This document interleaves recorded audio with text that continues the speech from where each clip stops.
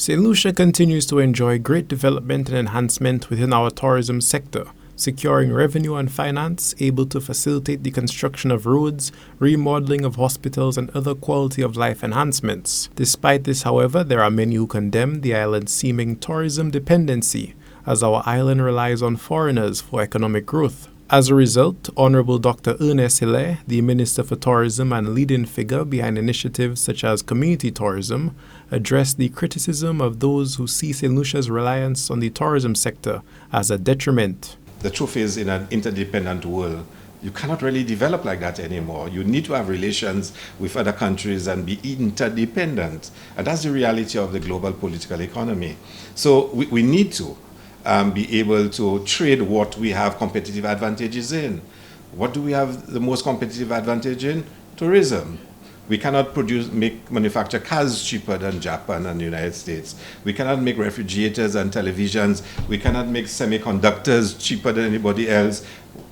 How many things can we produce in this world and be the most competitive about it? Well, we don't have oil, we don't have diamonds, we don't have uranium. What do we have? We have the beauty of the country, we have the warmth of the people, and we know how to offer the best experiences in the world. And that's what we have in this region of the world. We are the world leaders in doing that. We are limited by size because we're not large territories, we're small islands. And therefore, when you look at the numbers, it can be daunting that your country has 170,000, 80,000 persons, but yet 1.2 million people will come to your country for the year. Minister Hilaire believes that a balance is the best approach that must be given to tourism, as all of St. Lucia's natural beauty and resources must not be utilized only to cater to foreigners. And they don't think we should be giving up those spaces. Again, there is some truth to that, but we have to find the right balance. We shouldn't give up all of what's best of us, but we have to be able to understand that for us to continue to be competitive, for us to continue to earn a livelihood out of tourism, we have to learn to coexist with it. So how do we do that? And that's always the challenge for governments. How do you define the coexistence? We know what happened with the last government, with DSH, another development that took place in the north, and other developments where there seem to have been no regard for an understanding of a balanced coexistence. For us, we want to exploit the advantages we have, but we don't want to lose the soul and the essence of who we are as a people.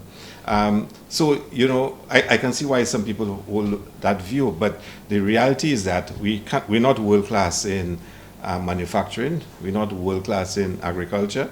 According to the Minister for Tourism, on the international plane, as of right now, St. Lucia is unable to compete in various avenues, but in the field of tourism, our performance is outstanding. But we know when it comes to tourism, not many places in the world can better us at this. And therefore, we have to make use of it because it generates the income that keeps this country going, at least at this stage, until we find an alternative. It was not always tourism. At one time, it was the banana industry. At one time, it was, but that's no longer the case. We were going to try financial services. Watch what happened with the OECD and all the restrictions and virtually shut down that industry. We're trying to diversify and going to CIP and other investments, and look at what they're trying to do to also shut down those things. They've not been able to shut down our tourism. So we have to be able to manage it and to make sure it works for us and our people can benefit. But we have to pay salaries. We have to build roads. We have to take care of our hospitals and our teachers.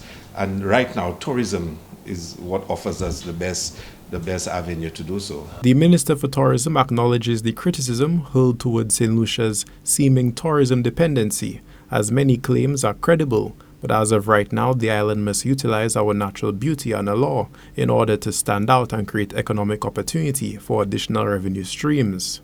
For Choice News Now, this is Obi Offor reporting.